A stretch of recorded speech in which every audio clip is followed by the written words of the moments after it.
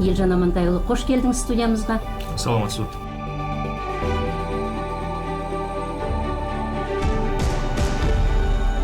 Сақтандыру деген ол тек қана сақтандырылған азаматтарға берілетін тегін медициналық көмек. Ең бірінші маңызды шешім ол жаңағы тегін медициналық көмек, кепілдірілген көмек қалатын болады. Ол не деген?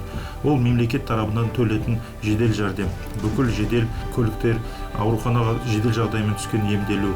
Сонымен қатар жалпы алғашқы медициналық көмек ол әр адамның өзінің поликлиникалар алып жатқан емдеу, ол да тегін болатын болады.